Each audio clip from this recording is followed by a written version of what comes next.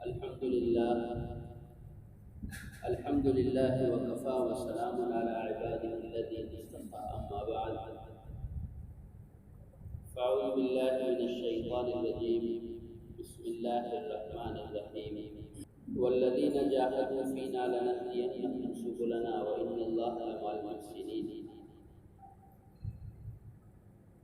وقال الله تبارك وتعالى إنما يعمر مساجد الله من آمن بالله واليوم الآخر وأقام الصلاة وآتى الزكاة ولم يخش إلا الله فعسى أولئك أن يكونوا من المهتدين. وقال النبي صلى الله عليه وسلم لا يؤمن أحدكم حتى يكون هواه تبعا لما جئت به. وقال النبي صلى الله عليه وسلم موقف ساعة في سبيل الله خیر من قیام لیلۃ القدر عند الحجر الاسود. قابل قدر دوستوں بزرگوں،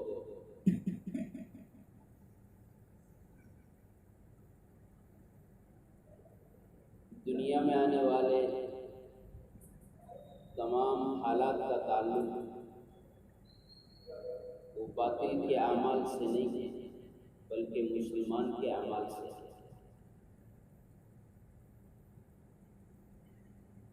دنیا کا جو نظام چلتا ہے حالات کی موافقت کا یا حالات کے غیر موافق ہونے کا، یہ نظام حکام سے نہیں چلتا یا باطل کی کسی اسکیم سے نہیں چلتا، اور باطل کے اعمال پر بھی اس نظام کا مدار نہیں ہے، بلکہ دنیا کے اندر حالات کی موافقت یا حالات کی غیر موافقت یہ صرف اور صرف مسلمان کے عمل پر موقوف ہے۔ اگر ایمان والے کے اعمال درست ہوں گے تو اللہ رب العزت ساری دنیا کے حالات کو موافق بنائیں گے، اور اگر ایمان والے کے اعمال خراب ہوں گے تو اللہ تعالیٰ اس کے عمل کی خرابی کی وجہ سے دنیا کے اندر حالات کو غیر موافق بنائیں گے،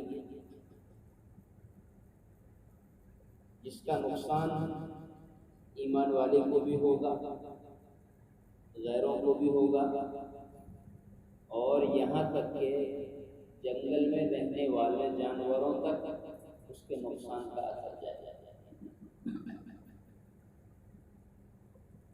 آپ علیہ السلام نے فرمایا ظالم کے ظلم کا اثر دریاؤں اور سمندروں میں پڑتا ہے۔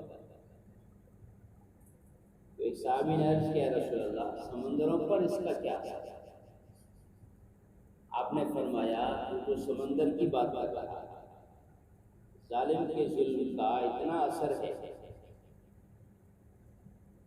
کہ اس کے ظلم کی وجہ سے سرخاب پرندہ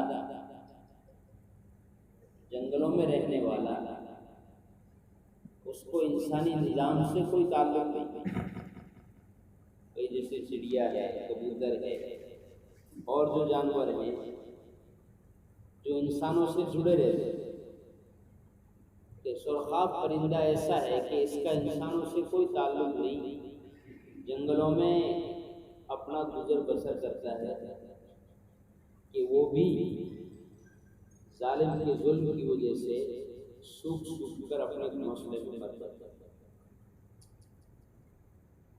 کہ اس کے عمل کا اثر تو وہاں تک جاتا ہے۔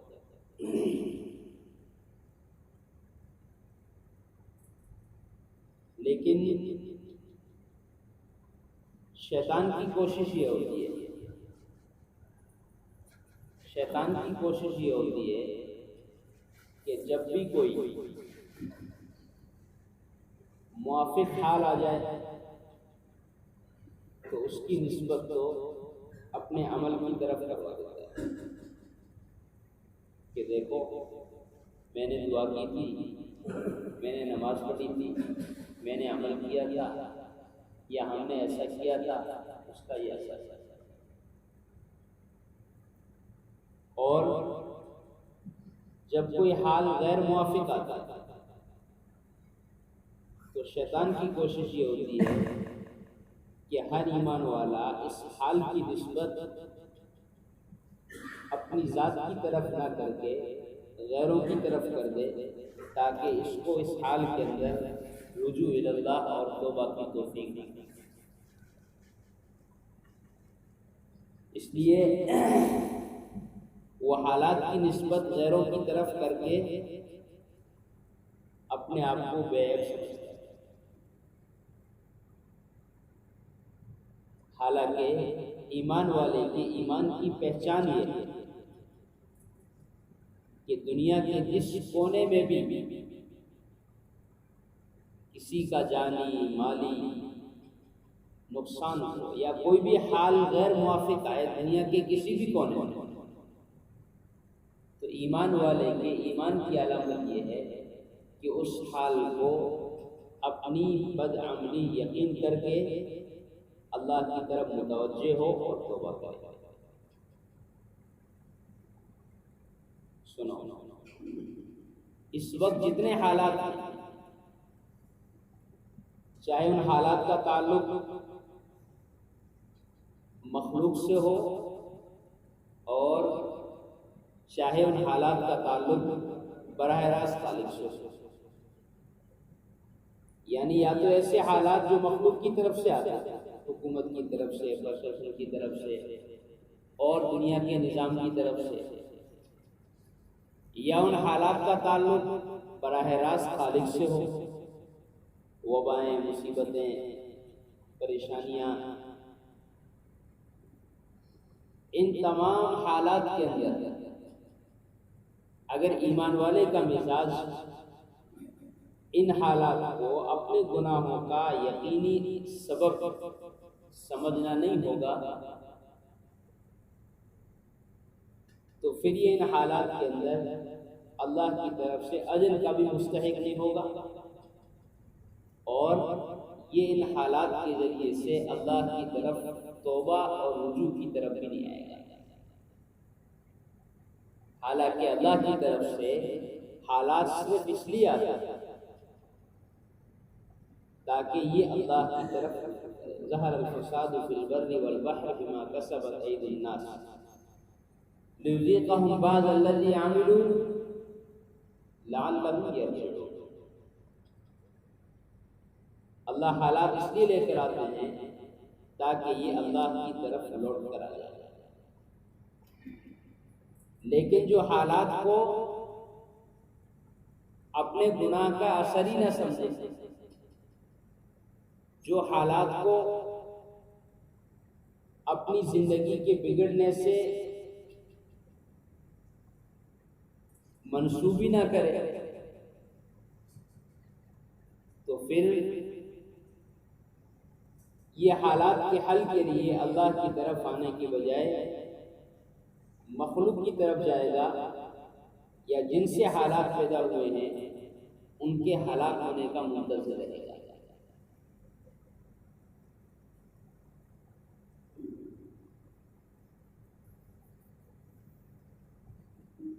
دلی میں حضرت الیاس رحمۃ اللہ علیہ کے زمانے میں ایک بڑے عابد تھے، حافظ صاحب تھے، دلی یہ پرانی دلی ابدال تھے۔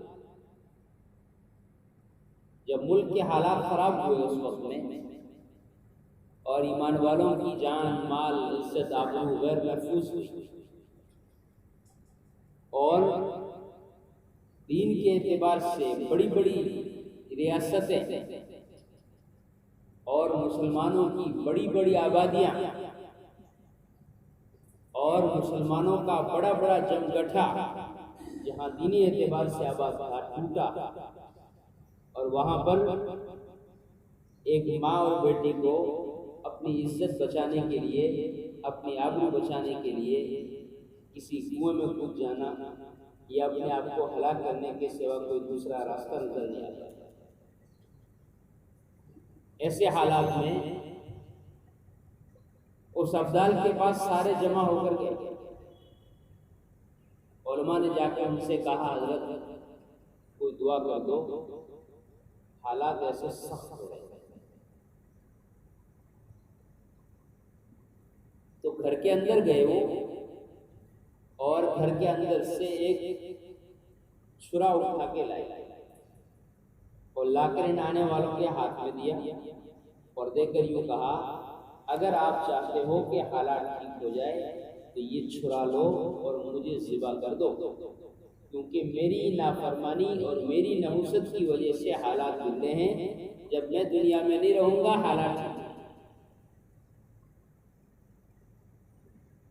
یعنی اس بات کی طرف تعلیم دی کہ تمام مسلمانوں کو اس بات کا یقین دلا دو کہ حالات میرے عمل کی خرابی کی وجہ سے آ رہے ہیں. سنو، دھیان سے سنو. کسی کافر کے کفر سے یا مشرک کے شرک سے دنیا میں کبھی حالات برے نہیں ہو سکتے.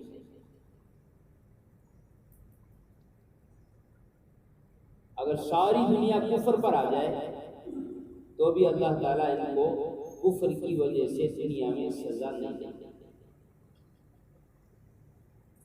ساری دنیا شرک پر آ جائے تو بھی اللہ تعالیٰ ان کے شرک کی سزا ان کو دنیا میں نہیں دے گا.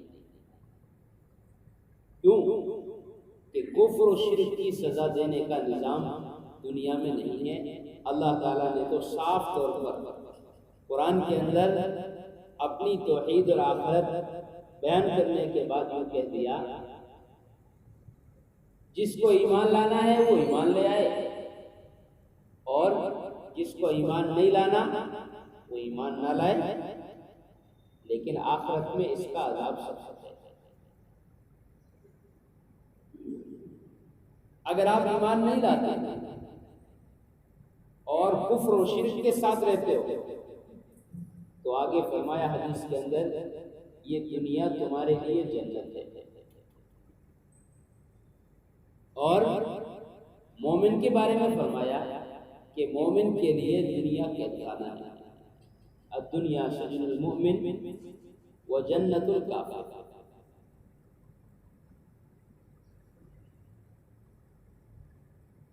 کہ جنت میں اور قید خانے میں کیا فرق ہوتا ہے؟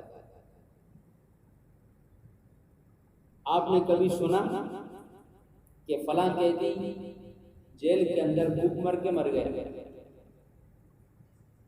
یا فلاں قیدی قید کے اندر گرمی کی وجہ سے مر گیا، یا کسی ضرورت کے پورا نہ ہونے کی وجہ سے مر گیا؟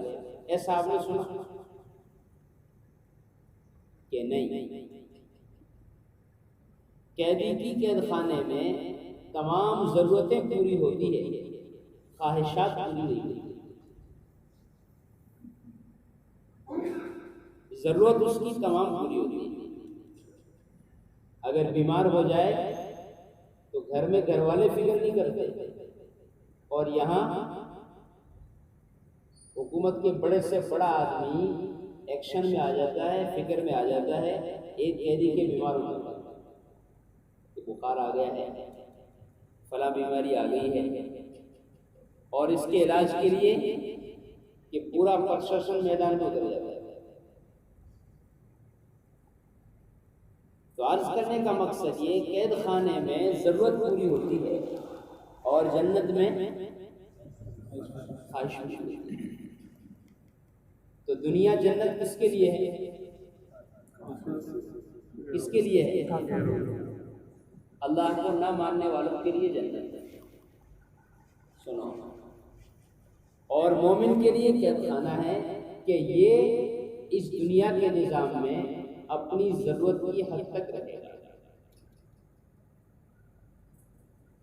اس کے علاوہ اس کے پاس جو کچھ ہوگا وہ خواہشات پر نہیں لگائے گا، بلکہ یہ اللہ کے بندوں کو نفع پہنچانے اور اللہ کے بندوں کو اللہ سے جوڑنے پر لگائے گا. صحابہ کی سیرت سے یہی ہے. صحابہ کا فاقہ، ان کے مجاہدات، ان کی قربانیاں، وہ نعوذ باللہ اضطراری نہیں تھی، بلکہ سب کے سب اختیاری تھی۔ اللہ کے نبی علیہ الصلوۃ والسلام نے ایک صحابی کو حضرت عثمان کے پاس بھیجا اور عرض کیا جاؤ، آپ نے فرمایا جاؤ فلاں صحابی سے میرا کہہ دینا، وہ تمہاری ضرورت کا جتنا مال تمہیں چاہیے اتنا دے دیں گے۔ انہوں نے جا کر دروازے کو بجانا سوچا، اتنے میں دیکھا گھر کے اندر سے میاں بیوی کی لڑنے کی آواز آ رہی ہے۔ تو یہ تھوڑی دیر تو سنتے رہے، اس کے بعد حضور کے بعد واپس آ گئے۔ آپ نے فرمایا کیا ہوا؟ دیا نہیں انہوں نے؟ کہ اے رسول اللہ، ایسا آدمی میرے کو اتنا مال کیسے دے سکتا ہے جو اپنے گھر کے اندر عورت سے اس بات پر لڑ رہا کہ رات کو تمہیں دیے کی بتی تیز کیوں کر دی، اس سے اتنا تیل زیادہ جل گیا۔ جب میں نے ان کی یہ لڑائی سنی تو میں تو واپس چلا آیا کہ یہاں کنجوسی کی نعوذ باللہ کوئی حد نہیں ہے، یہاں کچھ ملنے والا نہیں۔ حضور نے فرمایا جاؤ، واپس جاؤ، وہ ان کا اپنا ذاتی معاملہ ہے۔ تو ایسا نہیں تھا کہ ان کے پاس مال تھا نہیں، اس لیے مجاہدہ کرتے یہ واپس گئے اور جا کر حضور کا پیغام سنایا، تو جتنے مال کی ضرورت تھی اس سے زیادہ مال ان کو حضور کے کہنے پر حضرت عثمان رضی اللہ تعالیٰ عنہ نے دیا، اور اپنے گھر کے اندر کہ اس ضرورت کے اندر اسراف ہوا۔ ضرورت تو ایک کپ تیل جلنے میں پوری ہو سکتی تھی، آپ نے 1.5 کپ کیوں جلایا؟ اس پر لڑائی اپنی پوری سے ہو۔ تو مسلمان کے لیے دنیا قید خانہ ہے۔ سنو، اب اگر یہ باطل کی طرح خواہشات کو پورا کرنے پر آئے گا تو دنیا کا باطل ان پر مسلط کر دیا جائے گا۔ دنیا کا باطل کیا ہوگا؟ مسلمان پر مسلط کر دیا جائے گا اس وقت جب یہ دنیا کے اندر باطل کی طرح خواہشات کو پورا کرنے میں لگے گا،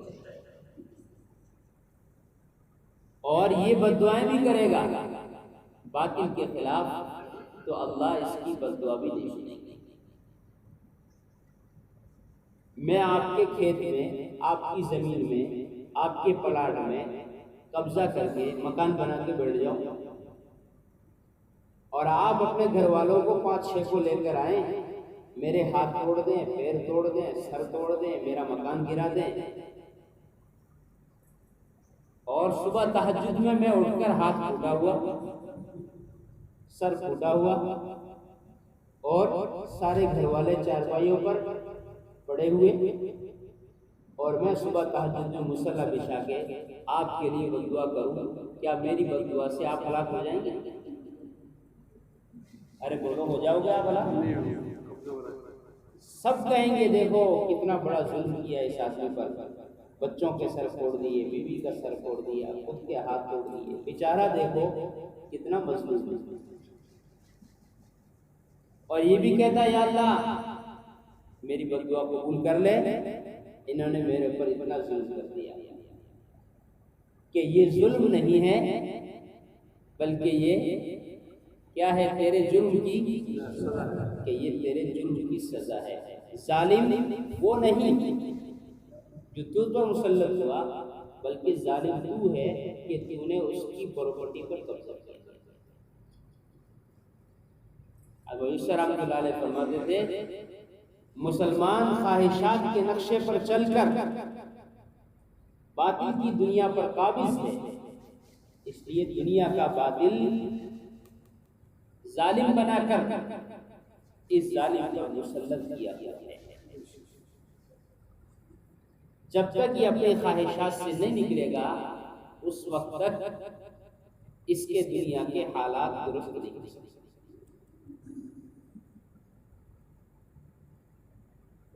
حالات درست کس سے ہوتے ہیں؟ کہ حالات درست اسباب اور چیزوں سے اور شکلوں سے نہیں ہوتے، بلکہ حالات درست ہوتے ہیں ایمان، اعمال، تقوی اور توکل کی بنیاد پر۔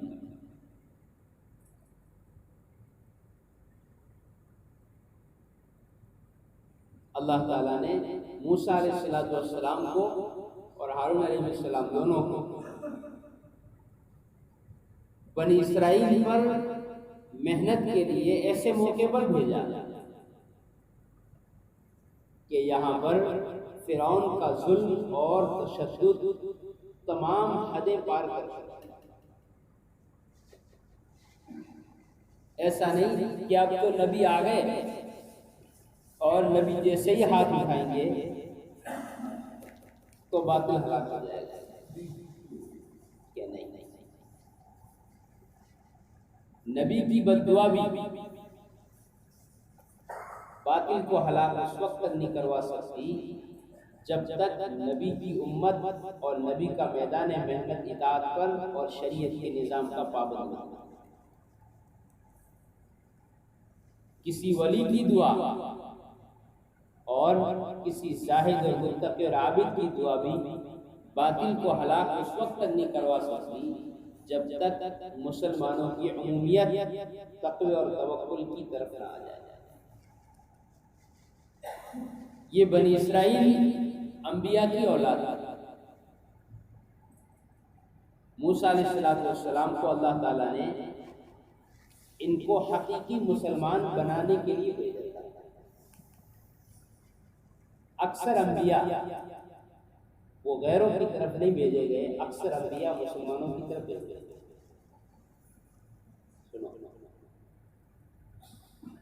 1.25 لاکھ انبیاء میں یا ایک روایت کے مطابق 2 لاکھ انبیاء میں سے اکثر نبی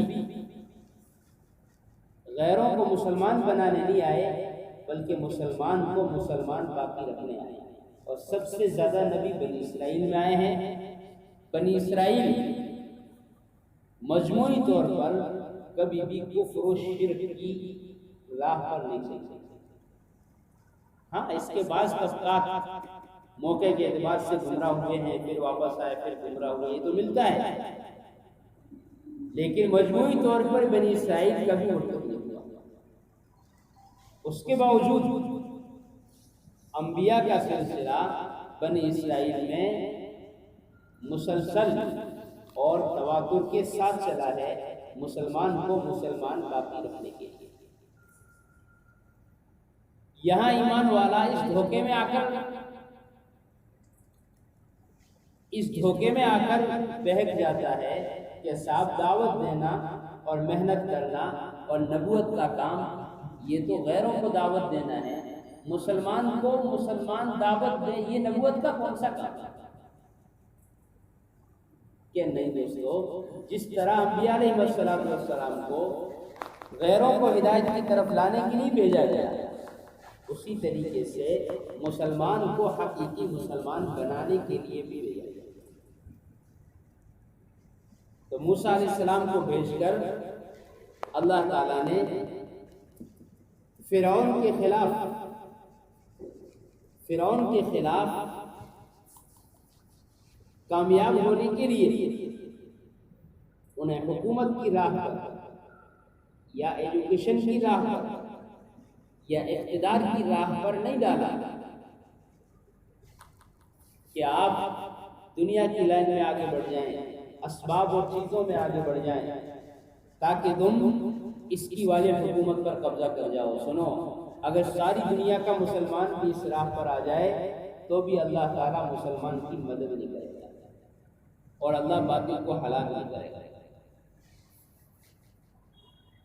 سنو، اگر ساری دنیا کے مسلمان بھی اجتماعی طور پر اس سوچ پر آ جائیں کہ اچھی پڑھائی کرو، اچھا بزنس کرو اور اچھی حکومت لو تاکہ ہم غیروں کی حکومت اپنے پاس لے لیں، اور دنیا کے اندر دینی نظام چلائیں، اگر ساری دنیا کا مسلمان بھی اس رخ پر آ جائے تو بھی اللہ تعالیٰ ان کی مدد نہیں کریں گے۔ کیوں نہیں کریں گے؟ اس لیے نہیں کریں گے کہ جب تک ایمان والے کے دل کے اندر باطل کو ملے ہوئے اسباب اور چیزوں کا حرص ہوگا، اس وقت تک اللہ ان کو باطل کے نرغوں سے نہیں نکالے گا۔ باطل کے نرغوں سے اللہ انہیں اس وقت تک نہیں نکالیں گے جب تک ان کے دل باطل کے نقشوں کی محبت سے خالی نہیں ہوگا۔ تو موسیٰ علیہ السلام کو میدان محنت دیا بنی اسرائیل کہ ان کے جو حالات خراب ہیں اور ان پر جو ظلم اور تشدد ہے، یہ بنی اسرائیل ہونے کی وجہ سے نہیں ہے، نافرمان ہونے کی وجہ سے ہے۔ انہیں نافرمانی کی راہ سے ہٹا کر فرما برداری کی راہ پر لاؤ۔ موسیٰ علیہ السلام کی یہ محنت تسلسل کے ساتھ چلی۔ اللہ تعالیٰ نے بنی اسرائیل کے تقوی اور توکل کی بنیاد پر اس زمانے کے باطل کو ہلاک کر دیا اور ان کو ظلم اور تشدد سے نجات دے دی۔ ان کے حالات اللہ نے ٹھیک کر دیے۔ حالانکہ یہ دریائے قلزم جس کے اندر قبطی ہلاک ہوئے تھے، فرعون اور اس کا لشکر ہلاک ہوا تھا، یہ دریا تو یہاں پر زمانوں سے چل رہا تھا، اور یہ بنی اسرائیل کا ظلم اور تشدد بھی زمانوں سے تھا۔ لیکن اللہ تعالیٰ نے جہاں فرعون کو ہلاک کرنے کا ذکر کیا، وہاں یہ فرمایا ہم نے فرعون کو پکڑ لیا بنی اسرائیل کے تقوی اور توکل کی بنیاد پر۔ عرض کرنے کا مقصد یہ، جب تک ایمان والا اپنے اعمال درست نہیں کر لے، اپنا یقین ٹھیک نہ کر لے، اپنا توکل ٹھیک نہ کر لے، اس وقت تک اس کی اپنی ذات سے لے کر عالمی سطح تک کا کوئی بھی اس کا انفرادی یا اجتماعی حل نہیں ہو سکتا۔ اور اگر یہ اپنی ذات سے نکلنے والے اعمال کو درست کر لے، اپنا یقین بنا لے، تقوی سیکھ لے، توکل پر آ جائے، تو اللہ رب العزت ساری دنیا کے باطل کے نظام کو ان کے لیے مسخر اور تابع کر دے۔ وَلَا تَخَافُوا وَلَا تَحْزَنُوا وَأَنْتُمُ الْأَعْلَوْنَ، آگے شرط لگائی، إِن كُنتُم مُؤْمِنِينَ، خوف نہ کرو، گھبراؤ نہیں، ساری دنیا کی عزت اور سربلندی یعنی ساری دنیا کی تسخیر تمہارے لیے ہے، شرط یہ ہے کہ تم حقیقی مومن بن جاؤ۔ جب تک حقیقی ایمان اور حقیقی اسلام ایمان والے کی زندگی میں نہیں آئے گا، اس وقت تک اس کے حالات درست نہیں ہو سکتے۔ یہاں مسئلہ یہ ہے کہ جب بھی کوئی حال آ جائے تو اس حال کے موقع پر یہ سوچنے لگتے ہیں کہ صاحب اب موقع دین پر چلنے کا ہے یا نہیں، اب موقع دین کی محنت کرنے کا ہے یا نہیں۔ حالانکہ سیرت سے یہ بات ملتی ہے کہ جتنا سخت حال ہو، جتنا سخت حال ہو، اتنا ہی زیادہ اس حال کے حل کے لیے اپنی دعوت اور اپنی محنت کو بڑھایا جائے۔ ایسا نہیں ہے کہ کوئی حال آ جائے تو انتظار کرو اس بات کا کہ کچھ حال ٹھیک ہو جائے گا تو محنت کریں گے۔ حضرت رحمۃ اللہ علیہ سے کسی نے پوچھا، حضرت امام مہدی علیہ السلام آ گئے؟ بہت سے لوگوں کا نہیں ایسا کام ہوتا ہے اس طرح سے کہ امام مہدی آ گئے، تو حضرت نے فرمایا ہاں میں کہہ دوں آ گئے تو کیا دین چھوڑو گے، یا میں کہہ دوں تیری میری زندگی میں نہیں آئیں گے تو کیا دین پہ نہیں چلو گے؟ امام مہدی علیہ السلام کا آنا امت کا ایک اچھا حال ہے، اور یاجوج ماجوج اور دجال کا ظاہر ہونا یہ امت کا ایک غیر موافق حال ہے۔ ہماری ذمہ داری تو ان دونوں حالوں کے اندر خود دین پر باقی رہنا اور سارے ایمان والوں کو اور ساری انسانیت کو دین پر باقی رکھنا، یہ ہماری ذمہ داری ہے۔ ہمیں تو موافق حال میں بھی کام کرنا ہے اور غیر موافق حال میں بھی کام کرنا ہے۔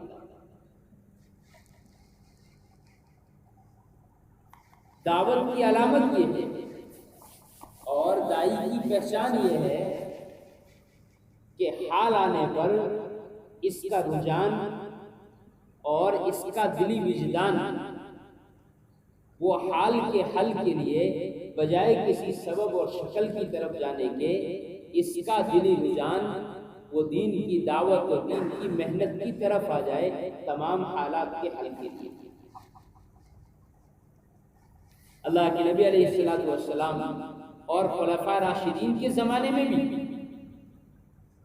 بڑے بڑے حال آئے، باطل کی طرف سے بھی آئے اور وباؤں کی شکل میں براہ راست آسمانوں سے بھی حال آئے، لیکن کسی بھی حال کے اندر اللہ کے نبی علیہ الصلوۃ والسلام نے یہ تعلیم نہیں دی کہ یہ سبق نہیں دیا کہ ابھی حال ٹھیک نہیں ہے اس لیے محنت کی چھٹی کر لو، جب حال ٹھیک ہو جائے گا، کچھ وبا ختم ہو جائے گی تو پھر محنت تو کرنی ہے۔ یہ سیرت میں کہیں پر بھی نہیں ملے گا۔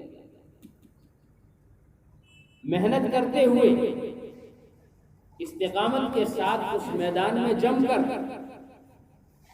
اس وبا کے یا اس حال کے حوالے ہو کر جان دے دینا تو ملے گا، لیکن کسی حال کی وجہ سے یا وبا کی وجہ سے کام چھوڑ دینا یہ سیرت میں کہیں پر نہیں ملے گا۔ حضرت معاذ رضی اللہ تعالیٰ عنہ جو اس امت کے سب سے بڑے اور سب سے پہلے مفتی تھے کہ وہ ایک میدان میں کام کر رہے اور وہاں پر وبا پھیلی تو ان کو یہ حکم دیا گیا کہ آپ اسی وبا کے ساتھ اپنے میدان میں جم کر کام کریں، اور ان کی شہادت اسی وبا میں ہوئی، وہ جو اس وقت کی وبا تھی اسی وبا میں ہوئی۔ رہی بات احتیاط کی کہ احتیاط کا حکم تو دور نبوت سے دیا گیا اور آج تک دیا جا رہا، کیونکہ یہ تو شریعت کا نظام ہے۔ احتیاط کرنا یہ کوئی تقوی کے خلاف نہیں ہے، توکل کے خلاف ہے، بلکہ احتیاط کرنا یا وبا سے بچنے کے جو اسباب ہیں اس کو اپنانا یہ تو شریعت کا درس ہے۔ اگر کوئی غفلت کی وجہ سے وبا کا شکار ہوتا ہے تو پھر یہ شہادت کے درجے سے محروم ہوتا ہے۔ تمام تر احتیاطات کے ساتھ جس طرح دنیا کا کوئی کام بند نہیں کیا جا سکتا، ایسے ہی تعلیم کا یا تبلیغ کا یا اللہ کی ذات کے ساتھ تعلق اور تزکیے کا بھی کوئی کام بند نہیں کیا جا سکتا۔ جس طرح تمام احتیاطات کے ساتھ اور موقع کی تمام رہبریوں کے ساتھ دنیا کے کام کاج جاری رہتے ہیں، اسی طریقے سے دعوت کا بھی ہر کام جاری رہے گا ان تمام رہبریوں کی پابندی کے ساتھ۔ یہ کہنا یہ سوچنا تو انتہا درجے کی ناواقفیت ہوگی کہ ابھی حالات ٹھیک نہیں ہیں، جب حالات ٹھیک ہو جائیں تب کام کرنا۔ کہ سیرت میں یہ ملتا ہے حالات خراب ہو جائیں تو اپنی محنت اور اپنے کام کو اور زیادہ بڑھا دو، اپنی قربانی اور زیادہ بڑھا دو۔ حالات کے ذریعے سے وہ کام متاثر ہوتے ہیں جن کاموں کی بنیاد سیرت پر نہیں بلکہ جن کاموں کی بنیاد انتظام پر ہوتی ہے، وہ کام متاثر ہوتے ہیں۔ جو کام سیرت سے نہیں بلکہ نظم سے چلتے ہیں، تنظیمی رخ پر ہوتے ہیں، کہ وہ حالات آنے پر متاثر ہوتے ہیں۔ پچھلے سال حضرت نے حالات کے موقع پر کہا کہ بھائی حالات سے متاثر ہو کر تو مارکیٹ کا کام بند ہوتا ہے، فیری کرنے کا کام تو بند نہیں ہو سکتا۔ دعوت کا کام دکانداری کی طرح نہیں ہے، بلکہ دعوت کا کام تو فیری کا کام ہے۔ ابھی لاک ڈاؤن میں کیا تھا کہ صاحب مارکیٹ بند رہے گا، لیکن گھر گھر جا کر پہنچانے کی کہ ہوم ڈیلیوری کی اجازت ہے۔ تو تبلیغ کا کام تو مارکیٹ کا کام ہے ہی نہیں، یہ تو گھر گھر جا کر ایک ایک فرد کو دعوت دینے کا کام ہے۔ اللہ رب العزت موقع پر تمام شکلیں کھول دیتے ہیں کام کو لے کر چلنے والوں کے ساتھ۔ اور یقینی بات ہے، آپ اپنے ضلع کی کارگزاری دیکھ لیں، پورے ملک کی اور پوری دنیا کی کارگزاری سن لیں، ان تمام حالات کے اندر کام میں بہت زیادہ ترقی نظر آئے گی۔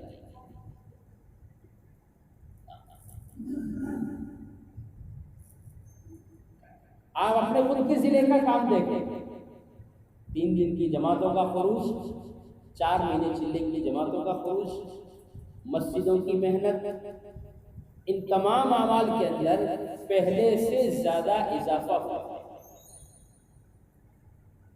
البتہ ان کی محنتوں سے ہوا ہے جنہوں نے ہر مسئلے کا حل کام میں لگنا سمجھا، جنہوں نے یہ سوچا کہ صاحب ابھی تو کام کرنے کا موقع نہیں ہے، کہ وہ تو سستی اور غفلت کے حوالے ہوتے ہیں۔ تو حالات تو آتے ہیں چلے جاتے ہیں، لیکن حالات کا حل کیا؟ حالات کا حل اپنی ذمہ داری میں مشغول ہے۔ ایک آدمی بیمار ہو جائے، بخار آ جائے، اس سے کہے ڈاکٹر کو دکھا لے، دوائی لے لے۔ اب وہ یوں کہے کہ صاحب کچھ طبیعت ٹھیک ہو جائے تو میں دوائی لے لوں گا، کچھ طبیعت ٹھیک ہو جائے تو میں علاج کرا لوں گا، تو بولو اس کی طبیعت ٹھیک ہو جائے گی؟ کہ کچھ بخار اتر جائے، کچھ طبیعت ٹھیک ہو جائے تو پھر میں علاج کرا لوں گا، کہ یہ اور زیادہ بیماری کی طرف دھکیلنے کا راستہ ہے۔ تو حالات تو پیدا ہوتے ہیں مسلمان کے عمل کے بگاڑ سے، کہ اب جس محنت کے ذریعے سے اعمال ٹھیک ہوں، اس محنت کے بارے میں یہ سوچ لینا کہ صاحب ابھی حالات ٹھیک نہیں ہیں اس لیے محنت نہ کرو، یہ بالکل ایسا ہے کہ جیسا بخار والے آدمی کا علاج کے لیے بخار کے ٹھیک ہونے کا انتظار کرنا، کہ حالات آئی اس لیے ہے کہ ایمان والے کے اعمال بگڑے، ایمان بگڑا ہے، تقوی بگڑا ہے، توکل بگڑا ہے، کہ جس محنت کے راستے سے جو ایمان بنے گا، یقین بنے گا، تقوی اور توکل بنے گا، کہ اس محنت میں امت کو مشغول کر دینا، یہی امت کو حالات سے نکالنے کا راستہ ہے۔ اس کے لیے دوست بزرگوں، حالات کے اندر تو اور زیادہ اپنی محنت اور اپنی قربانیوں کو بڑھانا ہے۔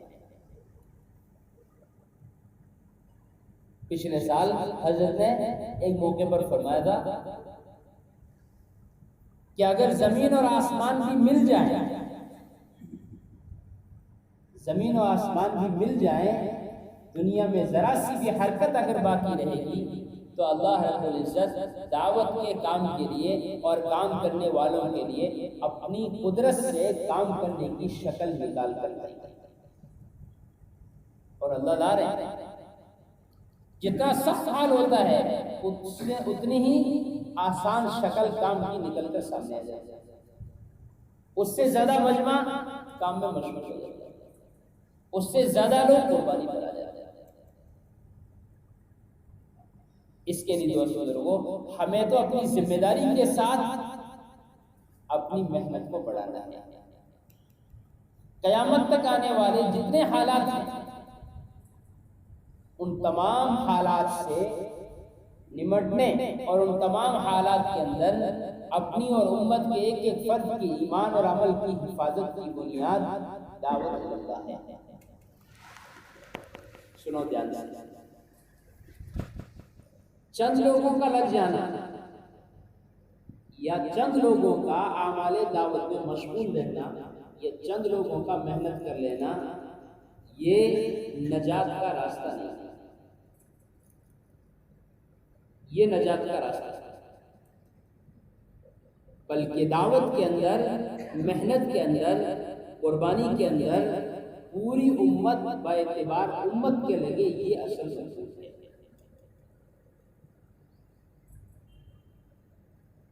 جہاں پر یہ ذکر کیا گیا کہ ایک جماعت ایسی ہونی چاہیے جو اللہ کے دین کی دعوت دے اور محنت کرے، وہاں پر بھی کامیابی کو اسی جماعت میں شامل ہونے کے ساتھ بیان کیا ہے۔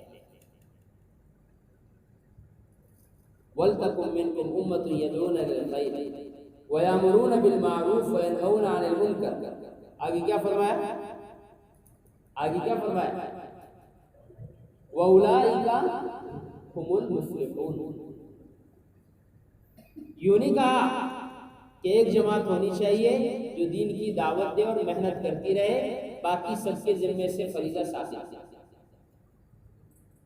اولئک لا کر حصر کے ساتھ اور تاکید کے ساتھ بیان کیا کہ ایسا کرنے والے، دعوت دینے والے، نبوت کے طرز پر محنت کرنے والے، کہ یہی کامیابی کے زمرے میں داخل ہونے والے ہوتے ہیں۔ اگر وَلْتَكُن مِّنكُمْ أُمَّةٌ يَدْعُونَ کو اولئک هم المفلحون سے الگ کریں تو پھر اس سے استنباط اور ہوگا، اور اگر اولئک هم المفلحون کے ساتھ ملا دیں تو پھر یہ فریضہ کامیابی کے لیے پوری امت کو مجموعی طور پر اس میں داخل ہونے کی سوا کوئی راستہ نظر نہیں آئے گا۔ اب ضرورت اس کی ہے، کیوں؟ اس لیے کہ جوں قیامت کا زمانہ قریب آئے گا، ویسے ویسے امت کے حالات اور زیادہ سخت۔ ایسا نہیں ہے کہ ایک حال ہے گزر گیا، جیسے ویسے ٹال کو گزر جائے گا، کہ اس سے اگلا حال اس سے سخت آئے گا۔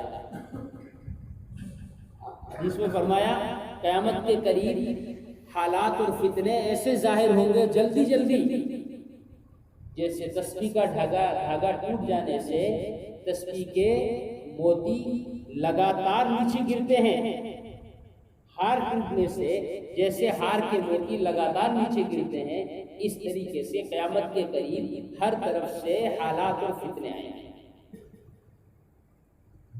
امت کی حفاظت باعتبار امت کے اس میں ہے کہ ایک ایک ایمان والا اپنے آپ کو دور صحابہ کی طرح اعمال دعوت میں مشغول کرتے ہیں، اور یہ مسئلہ کسی جماعت کے کرنے سے نہیں ہوگا، بلکہ ہر فرد امت کے محنت میں لگنے سے ہوگا۔ اس لیے کہ اللہ رب العزت نے ہر موقع پر اور ہر حال میں رہبری کرنے کا اور ہدایت دینے کا وعدہ انہی لوگوں سے کیا ہے جو بذات خود اپنے آپ کو میدان محنت میں ڈالتے ہیں۔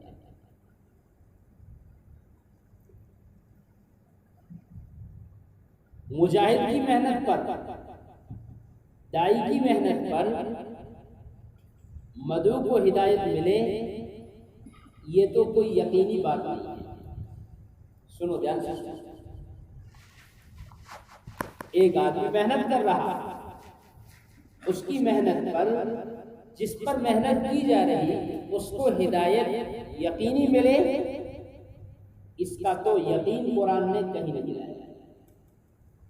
ہاں امید دلائی ہے، ترغیب ضرور دی ہے، لیکن یقین نہیں دلایا کہ جس کو آپ دعوت دیں گے یا جس پر آپ محنت کریں گے وہ ہدایت پر ہی آئے گا کہ نہیں۔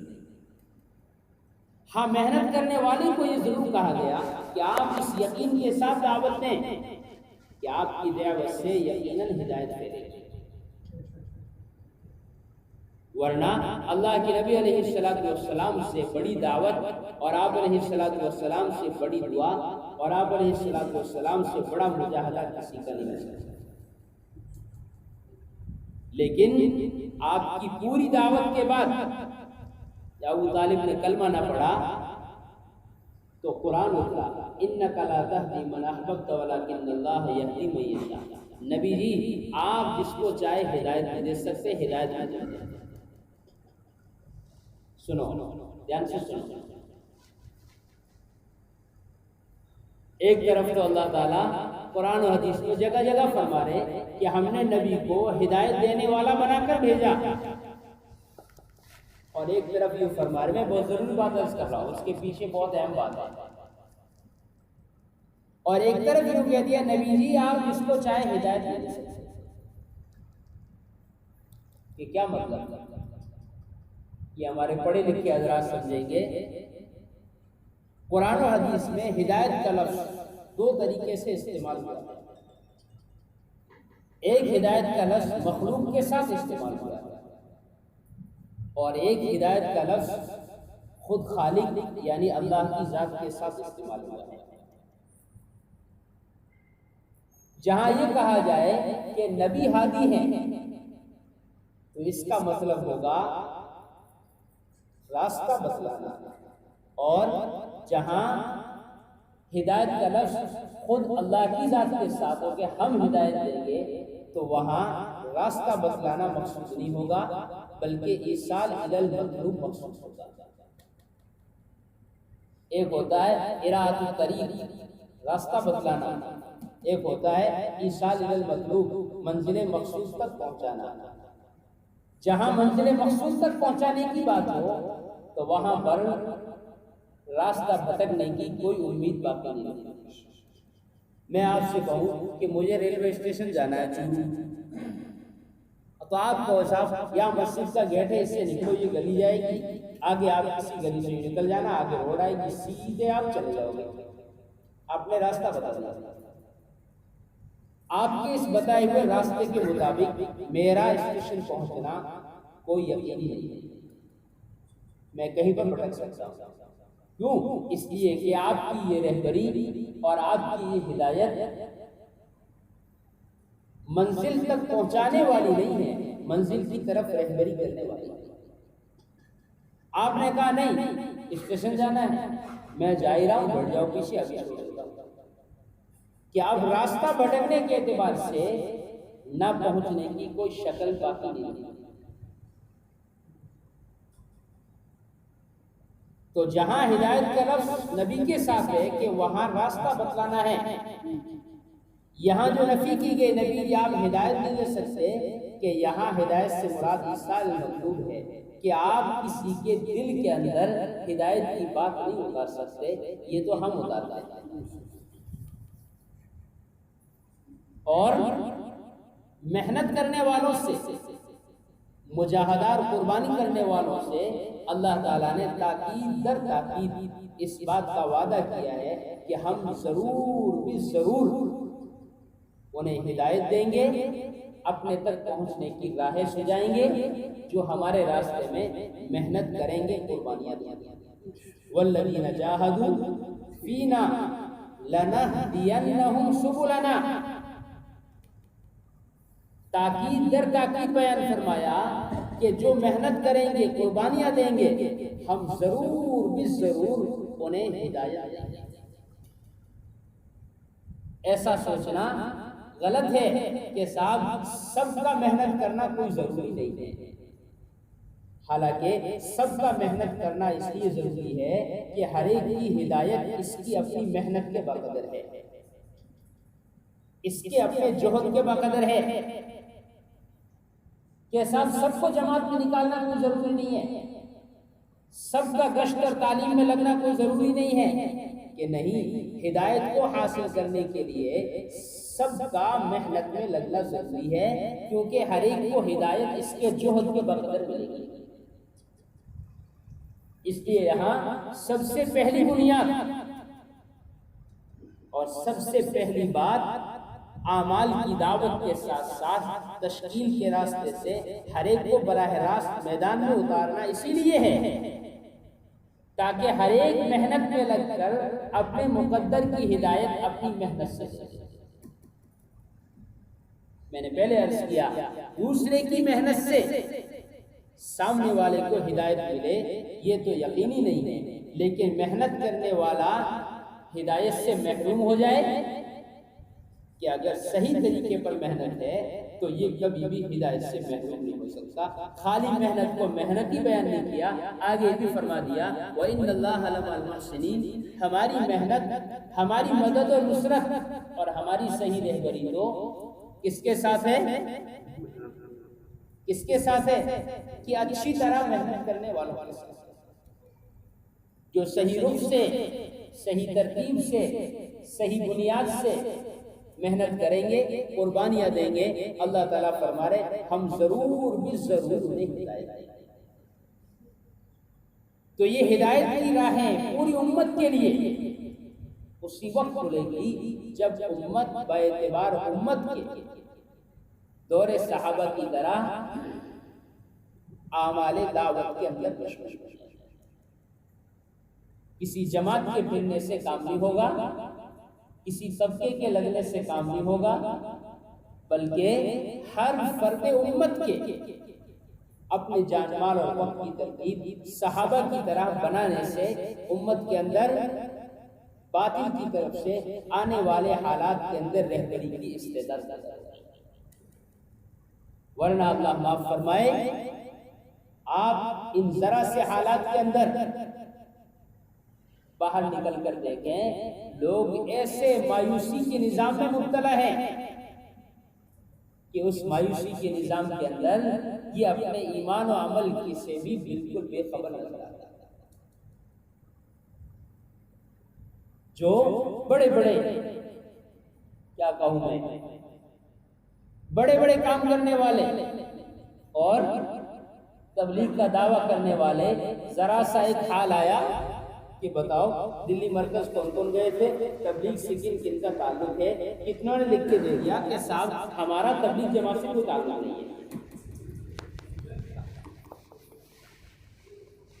یہ حال ہے، اور آگے قیامت کے قریب اس سے سخت حال آئے گا۔ اوہو، آج تو تبلیغی ہونے کا امتحان ہوا اور کل اسی ایمان کا امتحان ہوگا۔ ہاں ہوگا۔ دجال آ کر ایک طرف کہے گا اگر مجھے خدا مانتا ہے ابھی بارش کر دوں، ابھی تیری کھیتی اگ جائے، ابھی تیری روزی کا انتظام ہو جائے، اور اگر مجھے خدا نہیں مانتا تو پھر تیرے کھیت میں کوئی بارش نہیں ہوگی، تجھے کوئی روزی نہیں ملے گی، تیری بکریوں کا دودھ سوکھ جائے گا، سارا کام ہو جائے گا اور سکھا دے گا۔ اللہ اس کو اتنی طاقت دے دے گی، اور اس کا جو پڑوسی اس پر ایمان لے آئے گا اور اس کو نعوذ باللہ خدا مان لے گا، اس کے کھیت میں بارش ہو جائے گی، اس کی فصل اگائے گی، اس کے جانور موٹے تازے ہو جائیں گے، اس کا گھر خوشحال ہو جائے گا، اور اس کے نہ ماننے والے کا امتحان ہوگا کہ بھوک کی وجہ سے جان بچانا اس کی مشکل ہو جائے گی، کہ یہ اب ایمان کا امتحان ہے۔